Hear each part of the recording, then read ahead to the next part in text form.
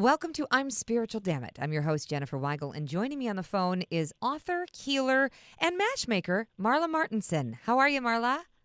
Hi, Jen. So I'm holding in my hot little hands here your latest book, The Buddha Made Me Do It, A Field Guide to Enlightenment. And I love this because it's part memoir and part, how-to, which is what a lot of people say about my memoirs as well. You're going through your life, you're bumping along the way, and you find some nuggets of wisdom that help you get through the journey. And along the way, you discover that you're quite the healer, young lady. Yeah, I love it. I just stumbled upon that and never knew it was on this journey of going to look for that little Buddha that I became a healer.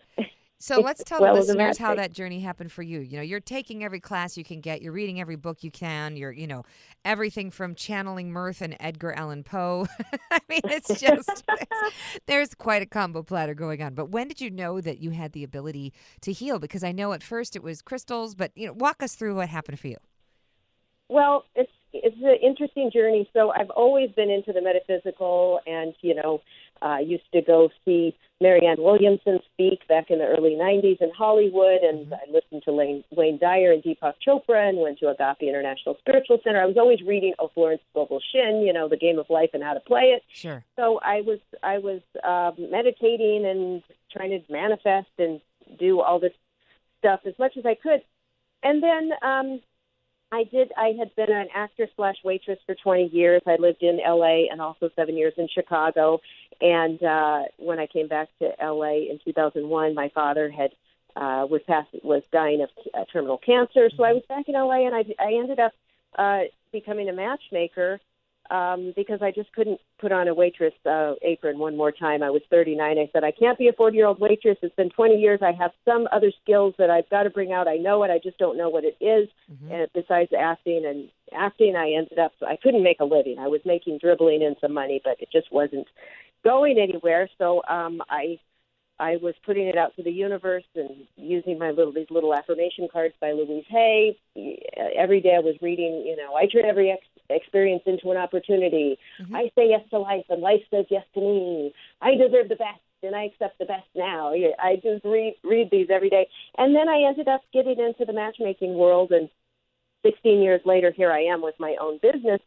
I also started writing books. So I was I wrote 2 dating advice books and then a couple of memoirs, Diary of a Beverly Hills Matchmaker and Hearts on the Line. And then my friend Julie, my husband and I ended up buying a house in 2011. We'd lived in an apartment in Hollywood for years, and we were like, we need to get out of here. The upstairs neighbor was having sex all night, and the next door neighbor on the other side of the wall was smoking, and smoke was seeping through, and there was a schizophrenic woman down the hall that thought I was after her husband and tried to run me down in the parking lot. I'm like, okay, enough of this. We need our own home. So with the recession, that it really worked out for us because we got a great house, but we had to move to the San Fernando Valley.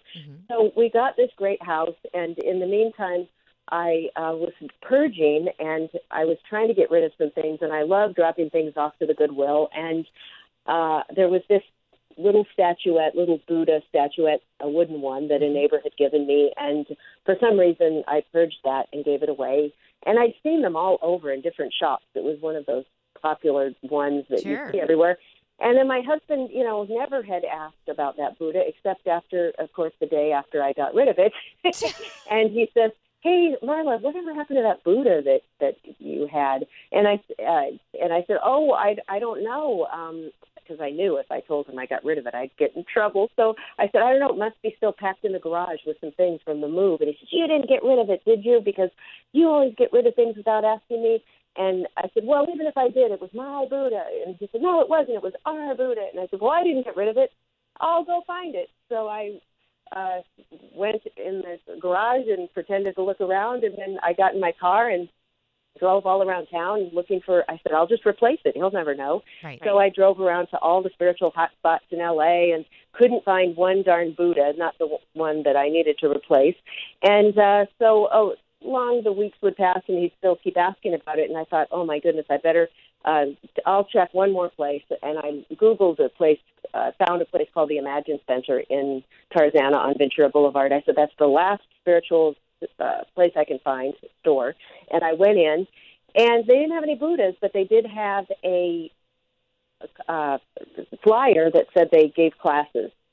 And the woman there said, "Oh, please come back and take some of our classes." They were only $15 a class, and they had classes on connecting with your guides, crystal healing, opening your psychic connections, different things like this. And so I called my girlfriend Julie, who is a celebrity ghostwriter who lives a few blocks away from me. We were good friends. She had edited my second book, and that's how we became friends. And she loved all things spiritual, too, which I had just discovered because we were in a book club together, and we were talking about psychics and tarot cards. And so I called Julie. I said, "Julie, I couldn't find a Buddha, but I did find a place where we could take some classes. Do you want to come?" And she said, "Sure." So we started taking classes at the Imagine Center. It was in October of 2013, and it was cold out and so cozy in there. It was a small room with just about 8 students, and the teacher was a woman called Goddess Tahita.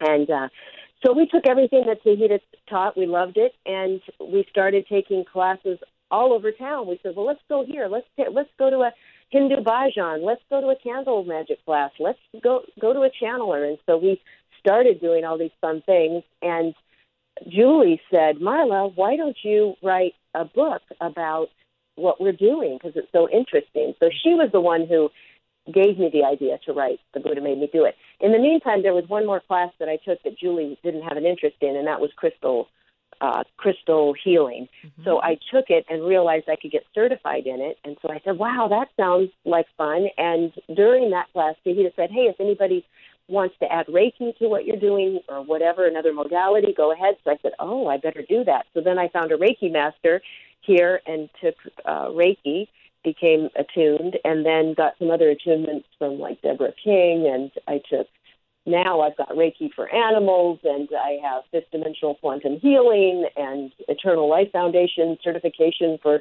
intuitive channeling and all of these things. So that's your menu has expanded. So now instead of being a waitress, you've got your own services that you offer when people come. And I think it's just so cool because, as you know, now looking back, your husband being curious about that Buddha was what took you where you needed to be to wind up in that place that offered the classes.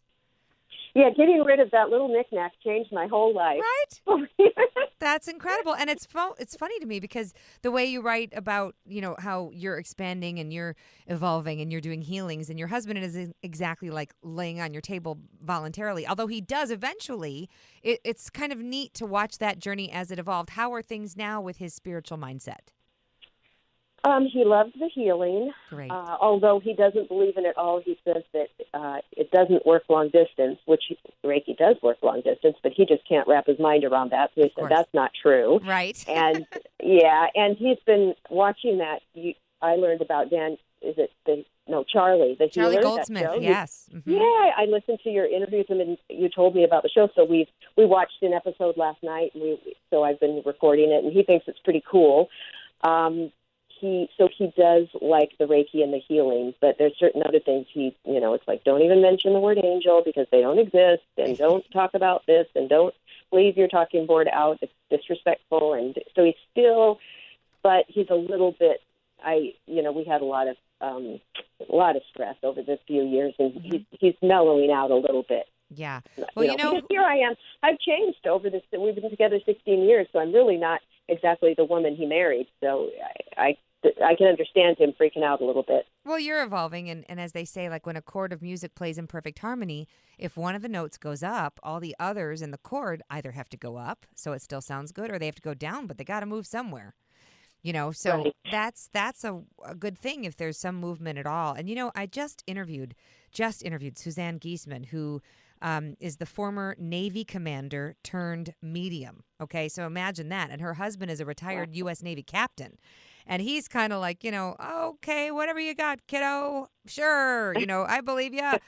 But it's a really cool, she's written 12 books. So maybe your husband would be open to that conversation, because that's not exactly a combination. Former Navy commander turned medium. When you get those people that, used to tell people what to do and hold weapons, talking to dead people, that's really fascinating. I'll play him that episode. He likes to listen to different podcasts with me. He sits down and I give him Reiki and touch his head, and then he listens. He likes that. Oh, So that's our perfect. kind of time together. So that'll be perfect. That's perfect. But I think it's important that when people are in partnerships, that they don't have all the same likes and dislikes. You've got to kind of keep things interesting. And we are in this world to love unconditionally and to grow, right? And so it's just Right. wonderful how people find each other. And now that brings me to your job as the matchmaker, as you did for so long. Oh, I just heard my Chicago Right. accent there. I said matchmaker. Oh, That was- it still comes out on me too. Believe me. Yeah. Hey. How you doing? Marla. I'm Marla. I'm Marla. How's it going? I'm Jen. So is it still something that you can find some joy doing? Because I know, some of them, and I dog-eared this page because it just made me laugh out loud. As you're writing, made me laugh out loud a lot. Hello, Marla. This is an email from a potential client. I am 51-year-old man from Vancouver, Canada. I am seeking a come hither, beautiful, sweet vegan or vegetarian that is very spiritual, authentic, adaptable, and an armpit shaver. It's just a preference. A staunch believer and understanderer. And that's not even a word, buddy, but I digress. I know it's not a word, but it should be. And I was wondering, if a man speaks his mind in a forest and no woman hears him, is he still wrong? I mean, you can't make this stuff up. I know. So are you still Well, finding joy matchmaking? That's not somebody I would ever consider taking as a client. Never. No. You have your standards. It was too good to not put in. It was just hilarious. Yeah. I didn't even respond, but yes, I do still make my bread and butter matchmaking, and I have some wonderful clients. When I was working at a Beverly Hills matchmaking firm for 7 years, it was more difficult because I was working for someone else, and the owner would take clients that I didn't think he should be taking on. But sometimes the bigger matchmaking firms, they have a big overhead, employees, offices, advertising, all of this. And so they'll take people, they've got to pay the bills.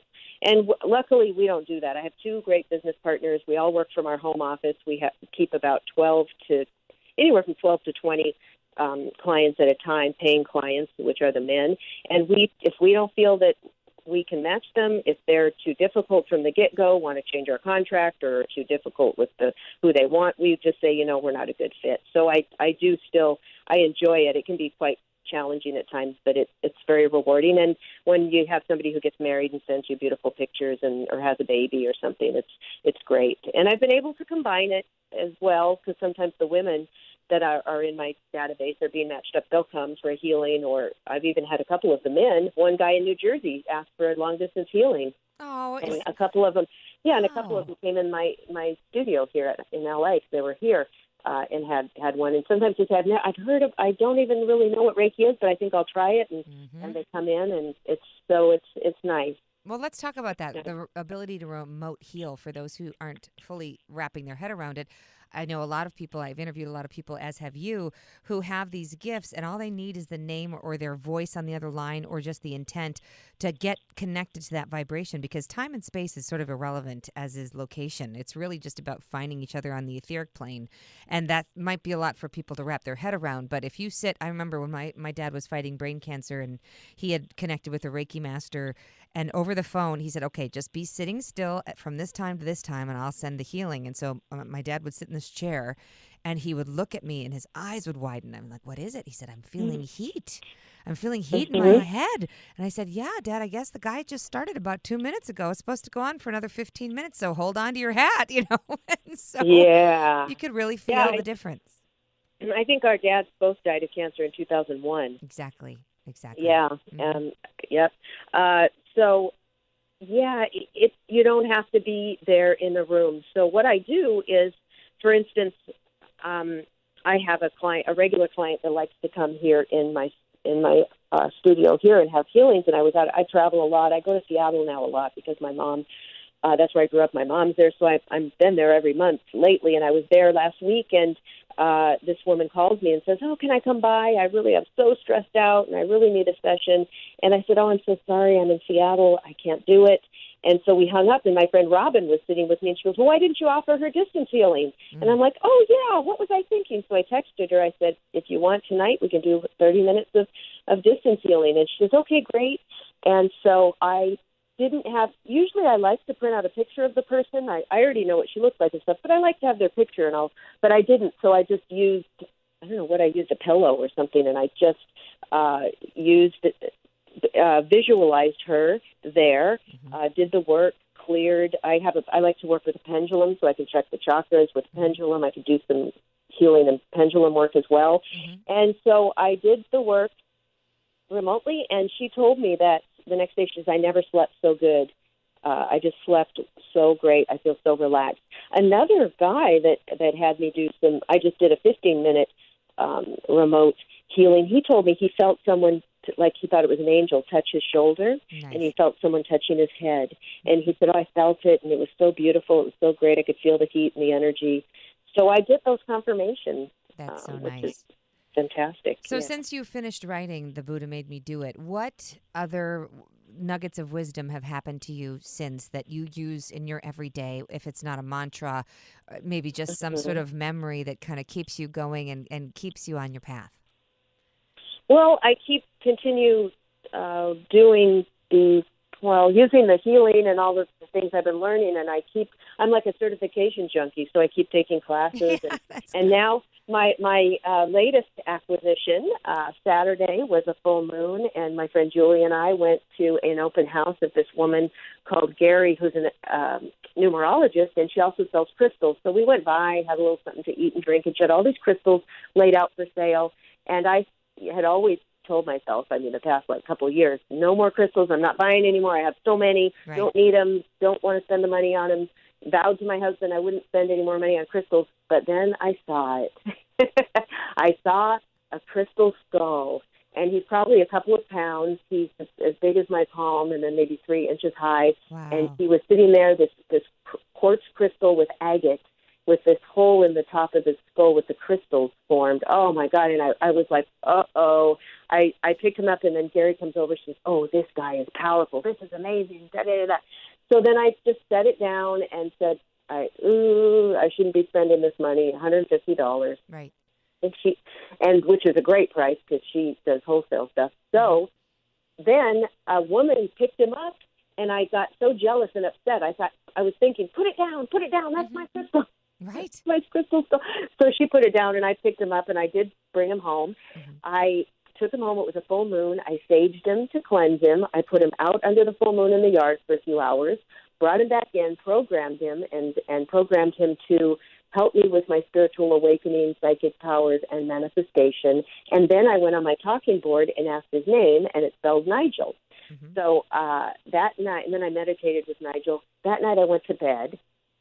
About 5 or 6 in the morning, I feel my body vibrating really, really strong, which when that happens, it means I'm astral traveling, like leaving the body. So then I find myself among the stars in the sky, and I see through my third eye the letters far away, H-I, like high. And then I'm back in my body, and then I hear in my ears, in my head, some song. It was like a guy singing a pop song or something, like a country western song or something. I thought, what's going on?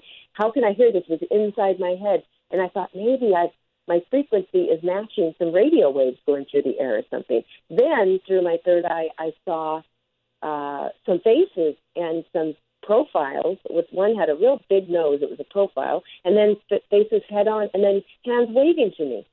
And so I thought, oh, my God, I'm seeing through the third eye, seeing some spirits or guides trying to say hello. Was it Nigel? Was it Nigel waving at you? So I thought, wow, he's really helping me out already here, opening up. So things like that. So I continue to open up, and I do some angel readings now too for people. And yeah, it's just a continuation, and it's so much fun. It's so magical. And sometimes when I hear myself, like hearing myself say that story, I used to listen to people saying things like that, thinking they were absolutely nuts. No, and you know what? I want to say, it's refreshing that you can speak in that language. And yes, some people listening in the car might go, wait a minute, what? She's talking about astral traveling? But here's the deal. I mean, we're not going to be able to certify anybody in crystals in this conversation, but you can enlighten the listener on what the different energies are in certain rocks, because energy is in everything. And like you said, that skull had different kinds of energy, right? There was a certain kind of crystal and then the agate. So if you wouldn't mind rolling through a few basics basics for crystal energy for our listeners to understand. So the next time they're in a rock shop or in a spiritual store, they could go with the one that they're drawn to and then know what that stone can do for them, because there's incredible benefits to having the right stone in your possession at the right time. Yes, I have so many. As a matchmaker, I like to use a lot of rose quartz for the heart chakra and opening that up. It's beautiful. If people are just like they don't know, you could always go with a clear quartz crystal, which you can program, and that balances all the chakras, and you can program that and meditate with it to help you with your psychic abilities. I really love. Probably my favorite is moldavite, which is an extraterrestrial stone. It's a little expensive, so I have one that's maybe an inch or two big that was like $65. It's kind of expensive because it's a limited amount. It came 15 million years ago from an asteroid that hit the Earth around the Czech Republic area, and I think it was in the Moldau Valley or something. That's why they call it moldavite. And so it really helps you open up your crown chakra and connect with the ETs and the higher frequencies, and it's a powerful stone. So I love that. I'm wearing that now. And when you wear that, you can like negative entities and negativity can't get in your field. And one of my favorite go-tos is black tourmaline. I have black tourmaline next to my computer, next to my TV. It's great to wear. It actually prevents negative thoughts or psychic attacks from people, and it also absorbs the electromagnetic pollution from electronics. I was going to say, right now we're in Mercury's in retrograde, and for those who don't know what that is, can you please explain what happens? It happens a few times a year for a few weeks at a time, and all of our communication, because the planet Mercury is completely, in retrograde, it's flipped. It seems to make communication go wonky, doesn't it? Yeah, I'm not that. I still don't really get it that much. What is Mercury? It's. Okay, so you can just Google it, but I don't. No, I mean, for you personally, do you notice that when it is in retrograde, that your communications are just like? What? I really don't. People say, "Oh my God, Mercury retrograde, everything's going wonky," and nothing. I've never noticed it, except this time, it's something weird happened. I had two. You know how they, if you make a chart, you charge something, and then you'll get this email saying, do you recognize this charge? Is everything okay? And then you click. Well, two people, I guess, said no, they don't recognize it. So I'm getting these letters with possible chargebacks, and one's a very expensive client, and I'm freaking out. My partners are freaking out, and we're calling the bank and writing letters, and all this, and then the fires and all this stuff is just so weird. And I'm like, oh my gosh, it's just a wonky weird. Yesterday was really weird. And I thought, well, maybe I'm getting hit with Mercury retrograde, but usually I really don't notice anything. And they say, don't travel, don't do this, don't do that. Right. But I don't pay much attention to it. We also can't stop living our life just because something's happening in the planets. You mentioned the full moon. What have you noticed with the planets in the moon's regard? For all the work you've done and all the certifications, what can people do during a full moon, or like the winter solstice that's coming up? Is there any important things that people need to, end something and start something fresh? Or, what are some of your belief systems in that regard? Yeah, I love working with the moon, and I'm born on a Monday, which is the moon, under the moon sign. So I just found that out the other, I was reading about it. If you're born on a Monday, you're under the moon. And I thought, oh, that's so great, because I've always loved looking at the moon and just knowing that energy, that it's because we are mostly water, our body's mostly water. I never could understand, like, how can women, if they're all in a dorm room living together, their menstrual cycle starts going the same, and how this happens and that. And my mom used to work in retail, and she said on a full moon, all the loonies would come out. And, right. Loony comes from loon, la loon, the moon, the word moon, lunar. So it does have a big effect on us energetically, and it is a good time. You could put your crystals out in the full moon, when the moon is there's a new moon, which means the moon, you can't see it, so there's a new moon, and that's a good time for manifesting and bringing new things. You could do a little ritual with that. the full moon. You can do some manifesting rituals, or you can always just get a book on it, or look up Google like different rituals for different phases of the moon. And I have an app. I love checking the weather. I like to see what's the weather in Seattle today. What's it going to be here? What's it? And then at the bottom of it, it tells the phases. Where the moon is, if it's going to be full soon, and nice. So the moon's pretty cool. It's a pretty powerful rock up there. You mentioned clearing the skull stone with sage. Why is it important to clear a stone for those who don't know? Yes, if you purchase a stone, you do want to clear it because other people have been touching it or working with it, so it has other energies on it. And you just can take some incense or some Palo Santo or some sage and burn it and let the smoke permeate it for a couple of minutes. Mm-hmm. You could also run it under cold water. You have to make sure that stone that you have you can put in water, because certain stones like selenite would melt. It's too fragile, but like quartz crystal is fine. You can Google that too and see which stones you can do that. You could run it in water. You could put it in the earth. There are different ways. Put it in sand. The fastest way is I like to sage it. Or you can blow on it and visualize all of the energy leaving and dissipating it. So then it's clear, and then you can program it, which you can hold it and put your desires, whatever you want to work. So I might say, Nigel, I want you to work with me on opening up my psychic abilities. Mm-hmm. I thank you. Do your own little ritual for programming your crystal. And if somebody else touches it and handles it, you want to clear it again. Right. And that's important. It's like clearing a space in a room. I mean, I don't think enough people realize, and you talked about the certain stone that can keep negative entities and energies away. When you walk into a room and it hasn't been cleared, really sensitive people feel it. And sometimes they're tired and they don't know why. And sometimes they're crabby and they don't know why. But there could be an entire party of energies in a room that people aren't aware of it if it's never been cleared. It can, and people who've argued maybe in a house or whatever's going on there, you want to clear it. So I do like to clear my house. You could clear it with sage. You could take a drum and beat the drum all through the house, or with a rattle or a singing bowl. Will break up the energy as well. And you could sage yourself, clear yourself. Right. Which is always good, especially if you're doing some healing work on people. You want to sage yourself. Right. That's important work to note. If you're around negative people, the sage or the Palo Santo. I just had a kind of disagreement with somebody who says that she doesn't believe in hexes or curses, but she believes in negative energy. And negative energy is real, but I believe there are people who use their powers for the wrong reasons, and that could be a hex. What's your belief system on that?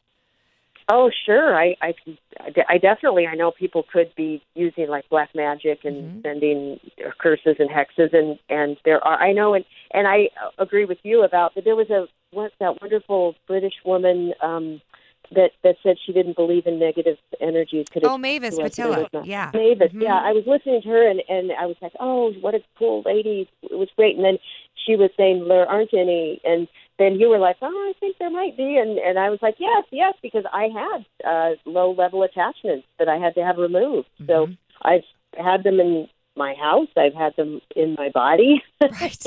I've had people come to me, and it's a common thing. They will come to me or email me and say, what can I do? I know I have some negative low-energy attachments. How can I get rid of them? And you see the people out on the freeways getting mad or standing in lines at the bank, or the anger all over. And so I can't, say that there aren't any. I'm sure a lot of these people have some low-level hitchhikers on, especially if people are drinking alcohol, using drugs, eating a lot of junk food, or watching horror films, or watching. No, it's true. The negative things on TV, or. People have nightmares for a reason, because they're opening that fear-based. It's like the wiring system of fear is turned on, right? And the fear creates more fear. And if you're in fear, then the negative energies are excited, because then they have a playing ground. And it's like, okay, so let's go, let's dance, let's do this. And people don't realize that. And it's like they're just looking for an audience. And so that's one of the things I'm not a fan of Ouija boards, because I've been told by many healers that it's just a way of attracting those lost spirits that are looking for an audience. But I know, you've had experiences, other people have had experiences where maybe they aren't all bad. And then, of course, you manage to get your messages, you're channeling everything. It was so much fun to listen to you write a poem with Edgar Allan Poe. But, what do you recommend that people do to try to get those messages in the safest way possible? Yeah, I am a fan of the board. I love it. I've never had a bad experience, and I know I listen to all of your podcasts. I love them, and many times your guests and you would talk about that that's not a good option. But the thing is, so this board, it's just the alphabet. I can write the alphabet on a piece of paper on a paper back, and it will work.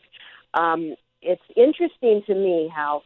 So people are using different modalities. So it's perfectly fine to use a pendulum or candle magic or crystals or a scrying mirror or, there's probably a dozen different ways to connect with spirit, but this poor little board of these papers with the alphabet is a portal to hell.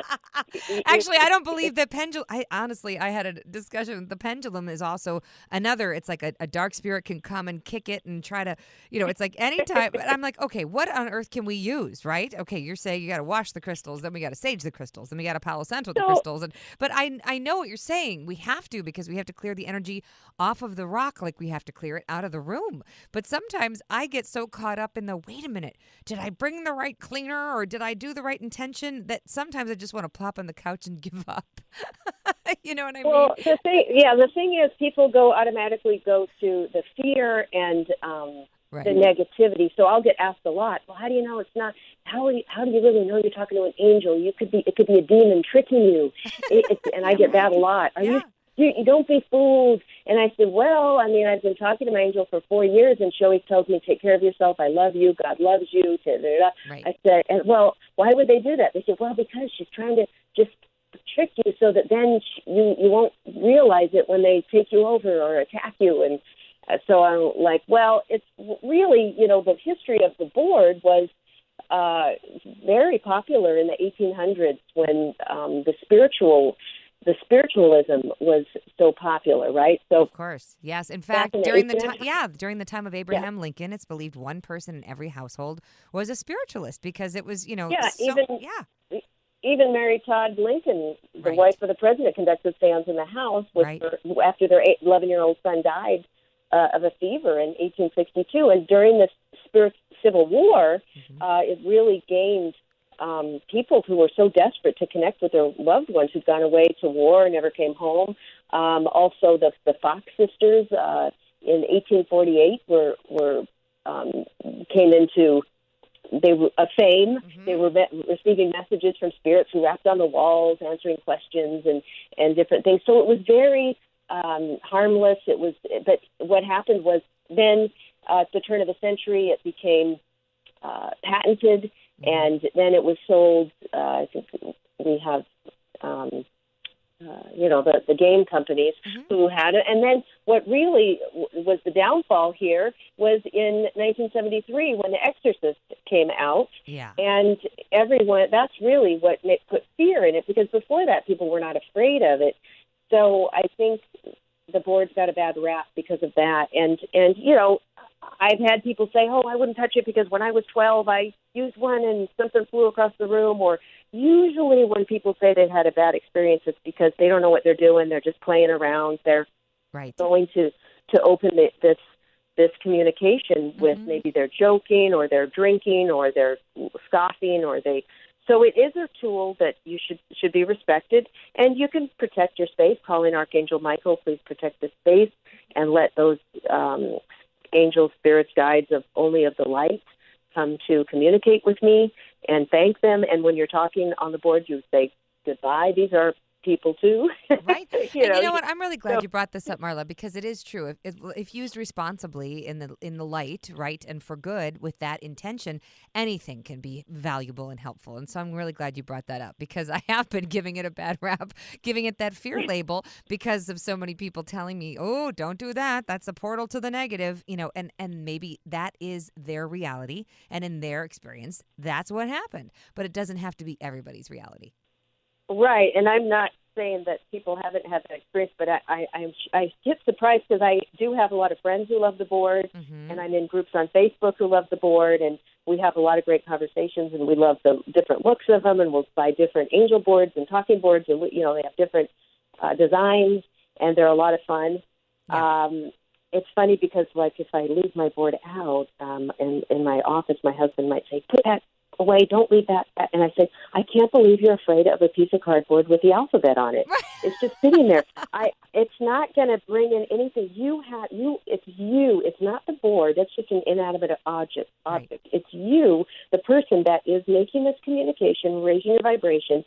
So you could do that. I could just sit here with nothing and call in the devil if I wanted, and I don't need a piece of cardboard to do it, or do it. Let's not do that today. That's my thing. I mean, because I've had such fun and got great, I just have such profound communications with my guides and angels. My two main angels and guides. I do really love it, but and that's good. I think it's got a bad rap, and people should maybe take a different look at it and see why are they so fearful. Exactly. No, that's a really great point. And I also want to ask you about your theories on manifestation. I've had a couple of different conversations with people, like Carolyn Mace, for example, says she thinks that when people try to manifest things, who's to say that you're supposed to have abundance? Maybe this lifetime is supposed to be about suffering because the last one was abundant, and we have to balance it out. We have no idea what our path is and what our trajectory will be based on our highest good and our learning in this soul, right? In this incarnation. And then on the flip side of that, I interview someone like Gail Thackeray, who says that it's all about, she believes everyone deserves abundance and that we can have it if we just switch on the right tool. So what is your thought on the manifestation ride?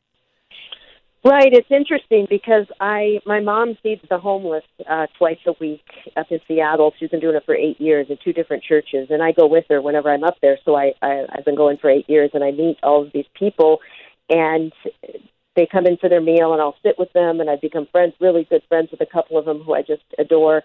And I see their struggle, and they're living in the woods, and they're maybe on a lot of them are on drugs, alcohol. They're in and out of the hospital. They've got more problems. It's just so sad because it's freezing up there in the winter and it's damp, and my mom's scrambling to get tents and sleeping bags and this and that. And I talk to some of these people, and I think it's such a sad and tragic life. They're not going to. A lot of them are not.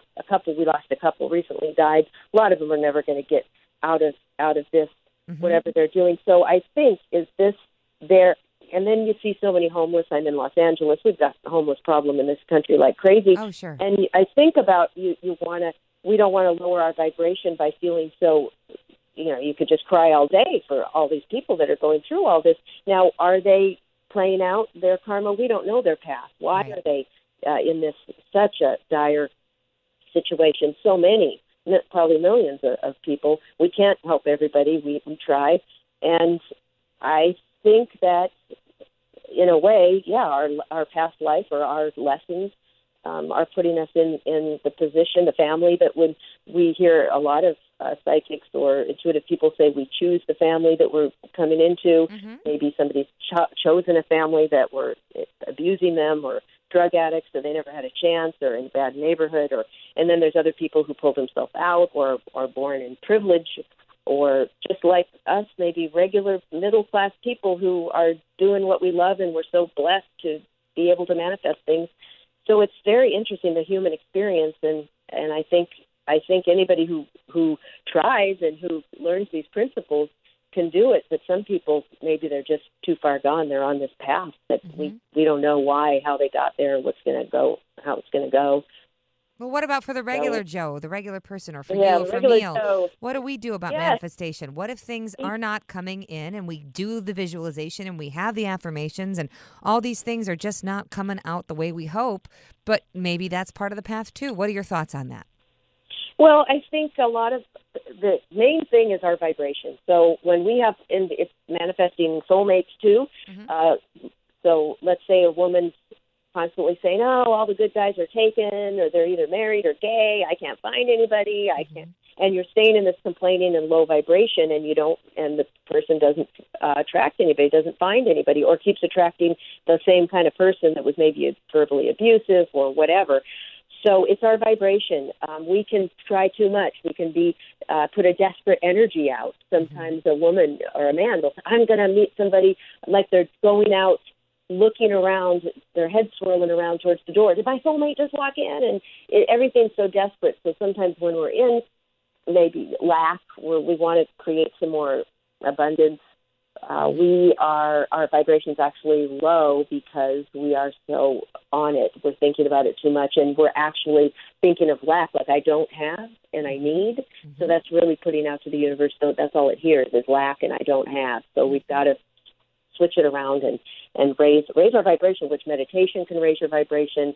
Jumping on a trampoline, eating clean foods, hugging a puppy or a kitten, whatever you can do to get your, like Abraham Hicks, when you hear them channel, they'll say, for 16 seconds, get your vibration high by doing something that you're so happy and that you love, and that will raise it, and then you can attract. Exactly. Things. And Well, for those of us who can't see or feel energy, which is most of us, right? We don't realize that what we're putting out is a radio signal with our thoughts. And for the universe, or for the energies out there, it's reading our wish list or our inner monologue, if you will, right? So if your inner monologue is everything sucks, everything sucks, everything sucks, then it's just going to match. Oh, okay, this person needs everything to suck, because that's what's coming out of their inner monologue. So we better make this suck. And that's literally how simple it is. It's like attracts like. So if you're walking through, this is one little thing I've started doing when it's cold here in Chicago. Not for you, Marla, out in the West Coast, but for us here, it has hit winter and we're bundled up. And so when you're huddled and you can often go to that, oh, I hate this cold kind of place.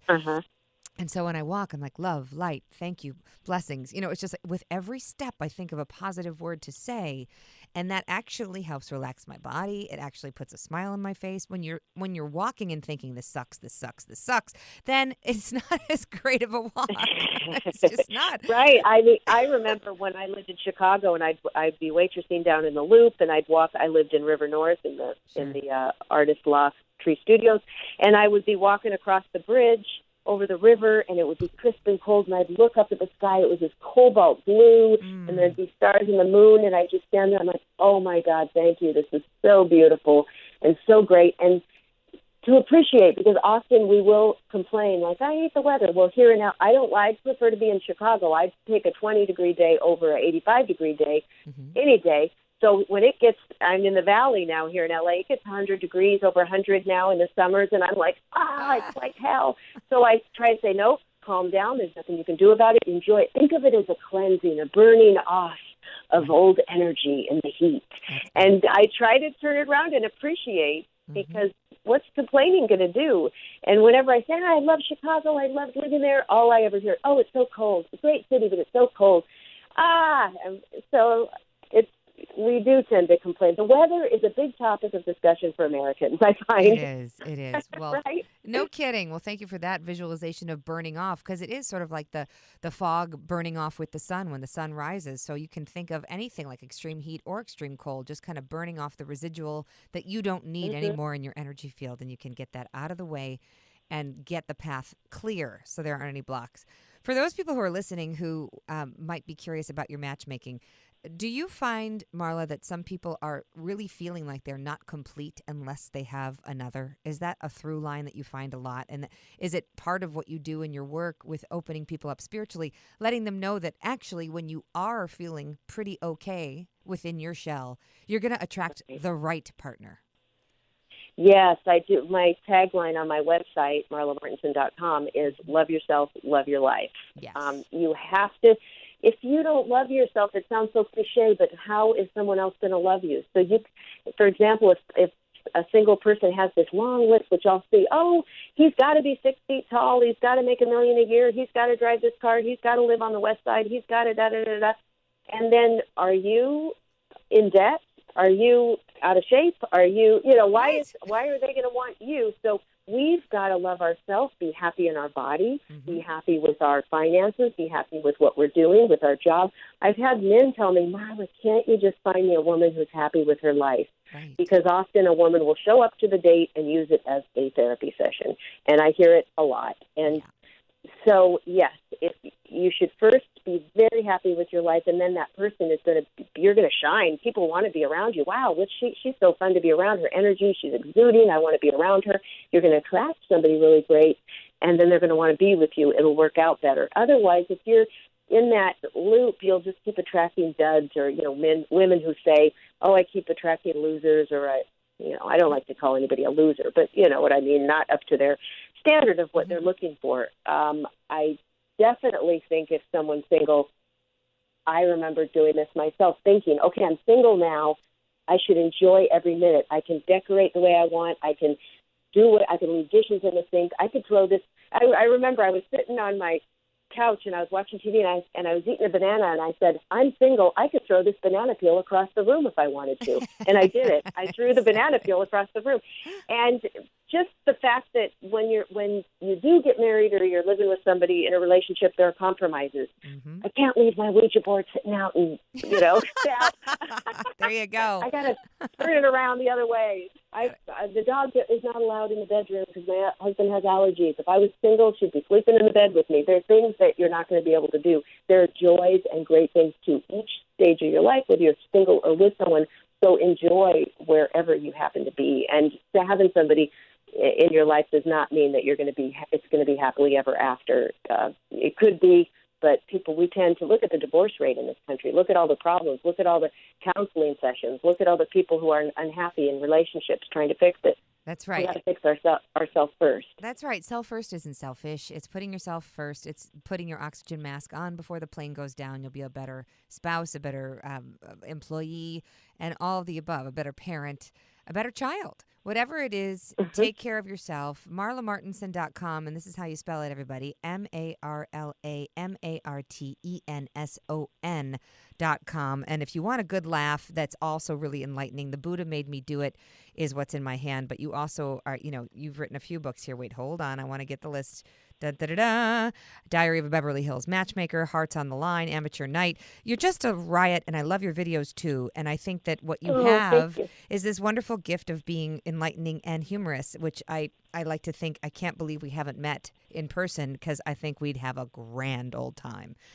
I know, and we connected in 2008 when we both were with the same publishing company, and then I lived in Chicago too before. So I hope we'll meet one day. I'm in LA when you're here. Absolutely. Yes, and I hope all good things come with the fires and all the chaos that's going on there right now as we speak.